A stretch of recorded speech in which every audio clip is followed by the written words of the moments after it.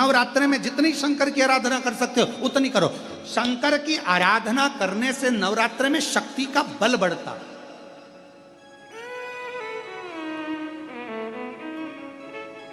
शक्ति का बल। क्यों गुरुजी नवरात्र में शंकर जी की आराधना क्यों करना चाहिए? हमने कहा अगर माता रानी से जो मांगना है तुम्हें, अगर तुमने नवरात्रि में शिव जी की आराधना करिए, शंकर की कथा सुनिए, शंकर की आराधना करिए, शिव स्तुति करिए, शंकर को एक लोटा जल चढ़ाया, मां आद्य शक्ति तुम्हारे पर कृपा करेगी। क्यों? क्योंकि जिस स्थान पर शिवलिंग रखा होता है और जो हस्त कमल है वो मां पार्वती जगत जननी दुर्गा भवानी है। जब हम जल चढ़ाते हैं मां आद्य शक्ति अम्बा जगदम्बा 64 योगिनियों पर वो जल चढ़ जाता है और जगत जननी नवरात्र में प्रसन्न हो जाती है। वो जल की इतनी महत्वता है। आद्य शक्ति को प्रसन्न करना है, नवरात्र में शिव जी को जल चढ़ाओ।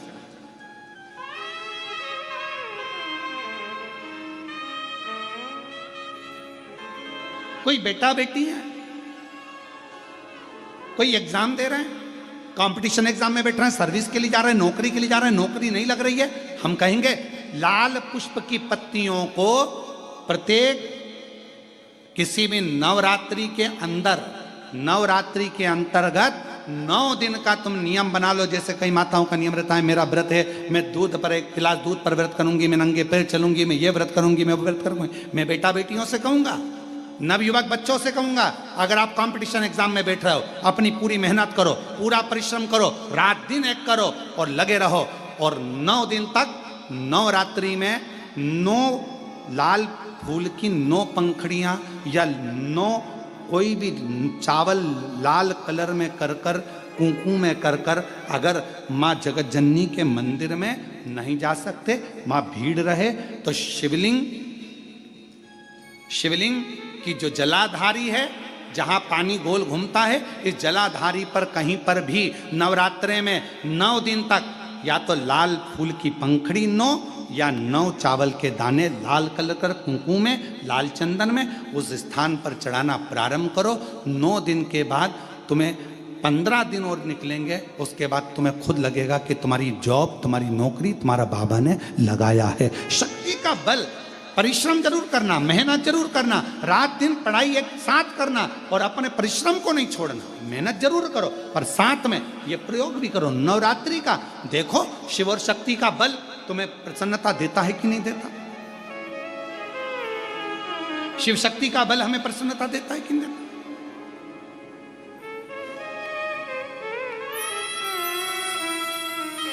अब कई लोग ऐसे होते हैं, हम नवरात्रि आई है, माता रानी को भज रहे हैं, जगत जननी दुर्गा भवानी को भज रहे हैं, पर शिव जी के मंदिर तक नहीं जा रहे, समय नहीं मिल रहा मंदिर जाने का, क्योंकि माता जी के मंदिर जाते हैं, माता जी को प्रणाम। अरे उस शंकर को पहले भजो, सवेरे उठते से ही पहला 1 लोटा जल शिव को, क्योंकि उसी के माँ जगत जननी हस्तकमल पर जल जाना जरूरी है। शंकर का चढ़ा वो हमें फल प्रदान करे, सुख दे, आनंद का दे। और महादेव नमन चरणों में स्वीकार कीजिए, सबका किया है मेरा भी उद्धार कीजिए, उद्धार कीजिए। हे त्रिपुंडधारी, हे त्रिशूलधारी, हे त्रिपुंडधारी, हे त्रिशूलधारी। आप भजो, हम प्रयास करेंगे नवरात्रि में। शिवा नमस्तुभ्यं, श्री शिवा नमस्तुभ्यं। हृदय से अपने मन से भगवान को पुकारना प्रारंभ करो, भाव से पुकारो उसको। झगड़ा कर भी लोगे, सास अपशब्द कह देगी, बहू अपशब्द कह देगी, दोनों ने अपनी आड़ी टेढ़ी बातें कह दी, होगा क्या इसमें? महाराज इसमें एक दूसरे से संबंध दूर बनते चले जाएंगे, टूटते चले जाएंगे। इसलिए जितना मौन रहोगे, शांत रहोगे, उतने अपने जीवन का आनंद पाओ। उतने अपने जीवन को प्रसन्नता के भाव में लेकर जाए।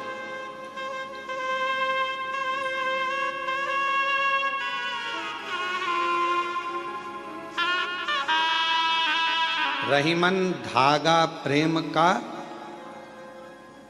टूटे गांठ पड़ जाए। प्रेम का धागा जब टूटता है तो उसमें गांठ लग जाती है, और गांठ लग जाती है तो फिर वो गांठ जब भी खुलेगी अर्थात दो हिस्से में ही रहे।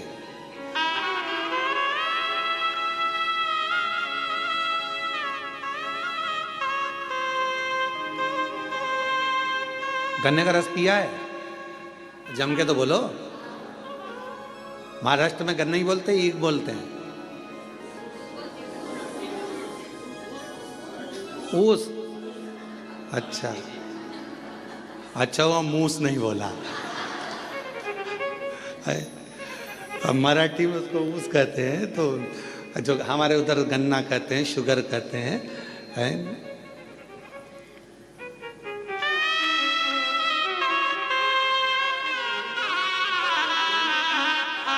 जो गन्ना होता है उस गन्ने में थोड़ा थोड़ा दूर पे एक एक गांठ रहती है। गन्ने के पूरे भाग में मिठास होता है, पर जहां गांठ होती है ना उसकी, उसमें मिठास नहीं होता, उसमें रस नहीं होता।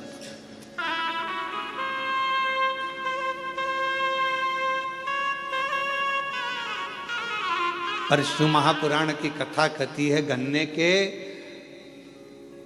ऊस के अंदर पूरे में रस है, पर जहां गांठ है वहां ना रस है ना उसमें मिठास। पर एक बात याद रखो, जब कोई गन्ने के रस में बहुत डूब जाता है ना, तो उसको गांठ में भी रस आना प्रारंभ हो जाता है, और उसमें भी उसको मिठासता नजर आना। और जितने आप बैठे और हम भी बैठे हैं, हमने भी बचपन में खूब गन्ना छिल छिल कर खाया, पर जो गठान का छिलका था उसको खाते थे, जब गन्ने के रस में इतने डूब जाते थे कि उस गांठ में भी रस आना चालू हो जाता है। और तुमने भी खाया होगा ये पक्का। ऐसा हो नहीं सकता कि तुमने गांठ छीली हो और उसको मुंह में नहीं लिया, उसमें रस मिला। तो कहा यदि परिवार में एक दूसरे को मिलकर चलना है और उसमें अगर रस आ रहा है, तो फिर एक निवेदन है, कभी विवाद की कभी द्वेष की अगर गांठ पड़ भी जाए तो उसको भुलाते हुए उस रस में डूबने का फिर प्रयास करना, और उस गठान को, उस गांठ को एक साइड पटकने का प्रयास करना। एक साइड परमात्मा की भक्ति में डूबो, परमात्मा के भजन में डूबो, स्मरण में डूबो। पार्वती जी रुष्ट हो गई, भगवान शंकर की पूजन करने बैठ गए, और कहते हैं जितनी रुष्टता में भगवान का भजन हो पाता है, उतनी एकाग्रता जब रूठने के बाद, जब आप लड़ाई कर लेते हो एकदम, तुम देखना बहुत तेज सुनामी लहरें चली, बहुत तेज बारिश हुई, खूब तेज हवा चली, एकदम बवंडर मचा, और उसके बाद जो शांति होती है, इतनी शांति कि लगता है अभी थोड़ी देर पहले तो हमने देखा था कितना बवंडर था, इतना विवाद था, और अब एकदम शांति हो, एकदम शांति। इतना शांत कैसे हो सकता है? तो जब विवाद छिड़ जाए, बहुत क्लेश हो जाए, बहुत अशांति हो जाए घर में, मान लो किसी कारणवश अगर विवाद हो जाए, तो मेरा निवेदन है टूटना नहीं, एक दूसरे से अलग मत जाना, बल्कि साथ रहना। तुम उसको समझना, वो तुम्हें समझेगा, और एक दूसरे से साझा बनाकर ये गन्ने के रस जैसा उसका आनंद लेते हुए आगे बढ़ते चले जाना, उसमें क्लेश ना हो। और मत बुरे कर्म कर बंदे, वरना पछताएगा, भगवान की आंखों से तू बच नहीं पाएगा, तू बच नहीं पाएगा। अरे ओ अज्ञानी मत कर नादानी, अरे ओ अज्ञानी मत कर नादानी, तेरे कर्म का फल भी तू ही पाएगा, जैसा किया तूने तेरे आगे आएगा। मत बुरे कर्म कर बंदे, वरना पछताएगा। भगवान की आंखों से तू बच नहीं पाएगा, तो बच नहीं पाएगा। आप कर्म करते चलो। आज का व्यक्ति कैसा है? तो कहा आज का व्यक्ति ये सोचता है कि मैं काम कम करूं और फल ज्यादा मिले।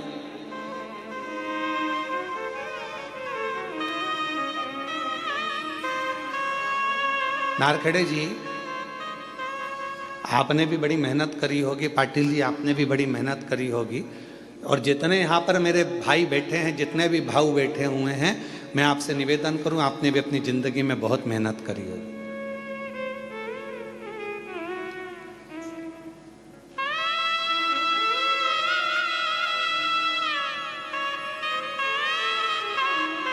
खूब मेहनत करी।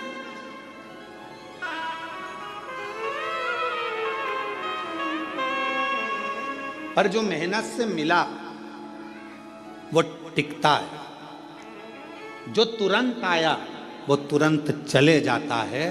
पर हमारी सफलता हमारी मेहनत पर निर्भर करती है।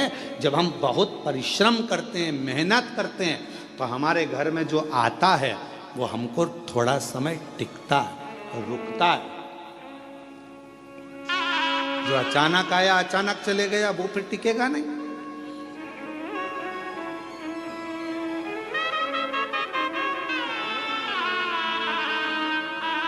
और मेहनत कर कर जो सुख मिलता है ना, वो सुख दूसरा ही है।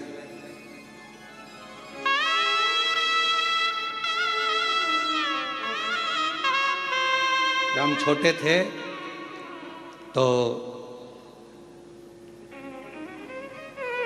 2 रुपए की किराए की साइकिल मिलती थी, इतनी बड़ी छोटी सी। तुम्हारे यहाँ भी मिलती होगी, ऐसा नहीं है, और तुमने भी चलाई होगी।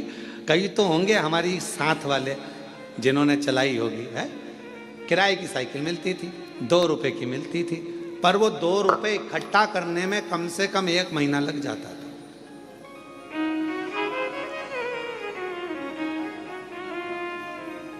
हितेश, तेरे को तो मालूम ही नहीं होगा बेटा। मालूम है क्या तेरे को? अच्छा, ठीक है।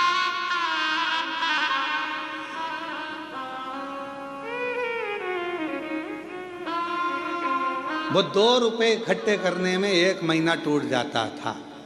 भगवान हमारी मौसी को भेज दो, भगवान हमारे मामा को भेज दो, भगवान हमारी बुआ को भेज दो। जब ये सब आती थी, 5 पैसे, 10 पैसे, 15 पैसे, 25 पैसे जब देकर जाती थी, और वो 2 रुपया जिस दिन इकट्ठा होता था, उस दिन सुबह से गायब होते थे।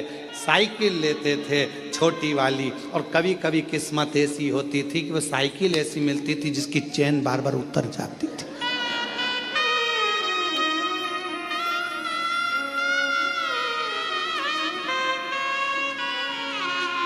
और साइकिल लेके अब बताओ, साइकिल वाले की साइकिल दम अपनी लग रही है, मेहनत अपनी हो रही है, घूम अपन रहे हैं, और सब देख रहे हैं, और यहाँ भगा वहाँ भगा, हाँप रहे, पर वो टाइम देख रहे, 5 बजे देना है वापस। 5 बजे ही निकल पहुँचते थे, बिल्कुल लगे लगाए समय पर, एकदम 5 बजने वाला है तब अपन पहुँच के वो साइकिल देकर आते थे। तब तक पूरे थक जाते थे, एकदम चला कर वो 2 रुपए पूरे वसूल कर लेते थे। और फिर मम्मी पूछती थी, बेटा वो देकर गई थी 15 पैसे, 10 पैसे, 20 पैसे, 25 पैसे, तो उसकी तो मैं साइकिल चलाए आया, क्या मिला तुझे? तो मम्मी बहुत मजा आया, आनंद आया, खुशी मिली, आनंद मिला। इतनी मेहनत जो करी है ना, तो ये मेहनत कर कर जो सुख मिला है, उसके आगे सब शून्य है, सब शून्य।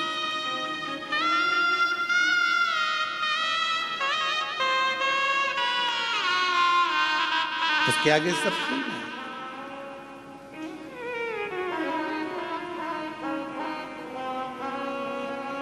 और कभी कभी जो मेहनत के बिना बिना मेहनत के मिल जाता था वो कहीं ना कहीं गिर जाता था। एक बार हुआ ऐसा हमारे साथ भी, तुम्हारे साथ भी हुआ होगा। नवरात्रे का समय था, नमक चौराहे पर बैठी माता जी हमारे सीहोर में, और नमक चौराहे पर माता जी बैठी, और माता जी बैठी तो वहाँ पर एक स्टेज बना, स्टेज पे साबुन रखा, पाउडर का डब्बा रखा, और नहाने का साबुन, कपड़े धोने का साबुन, सरफ की थैली, और वहाँ ले जाके खड़ा कर दिया। 10 पैसे दो और 10 रिंग फेंको। तुमने भी फेंके होंगे ऐसे गोले गोले रिंग। अब परंतु वो इतने साल हो गए उसमें एक साबुन नहीं आया, और एक दिन साबुन अगर आ गया तो साबुन को खुशी खुशी लेकर जा रहे थे, और मालूम पड़ा कि वो साबुन रखा था जेब में, जेब थी फटी और साबुन पूरा गया गिर।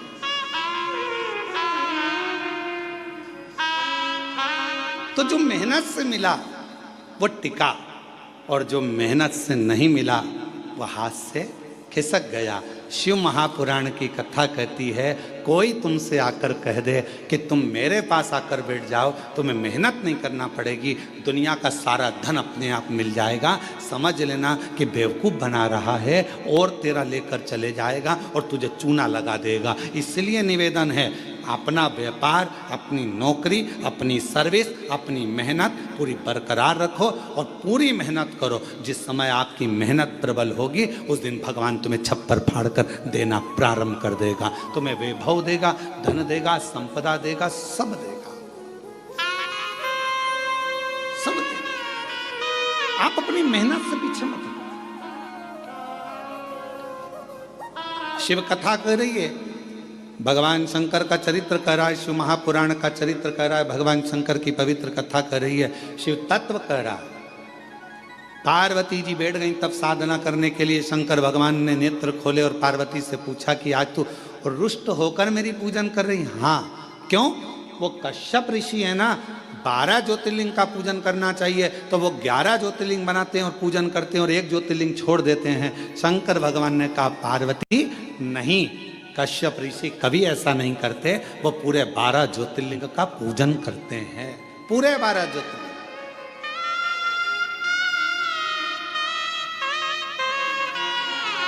चलो जरा देख के आओ।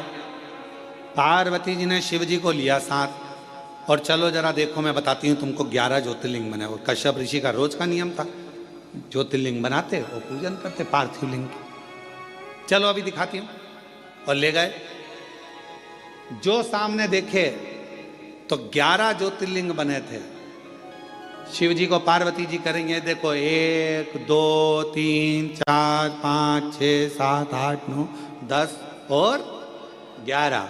अब शंकर भगवान बोले, अभी रुक मैं गिन के बताता हूं, देख 1 2 3 4 5 6 7 8 9 10 11 12। पार्वती जी बोली, क्यों मुझे पागल बना रहे हो प्रभु? अब तुम तो शिव जी हो ना, तो तुम अपने आप को क्यों गिन रहे हो? तो भगवान शंकर बोले, 12 ज्योतिर्लिंग की पूजन कर रहा है। पूछो कश्यप ऋषि से। बाबा कश्यप ऋषि के सामने प्रकट हो गए। कश्यप बाबा ने देखा, आज तो भगवान प्रकट हो गए। जब जब ये उलझन होती है ना, जब जब झगड़ा होता है, जब जब कोई विवाद उत्पन्न होता है, जब जब कोई क्वेश्चन आता है, जब जब कोई प्रश्न आता है, जब जब कोई बवाल मचता है, समझ लेना उसमें कोई ना कोई मंथन होकर कुछ निर्णय निकलने वाला।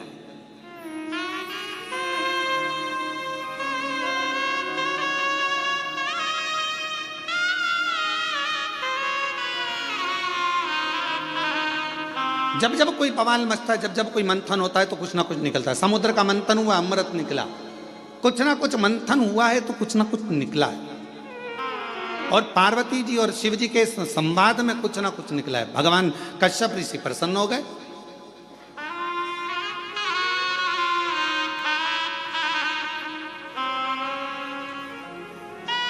और मंथन में कुछ ना कुछ निकलना जरूरी भी है।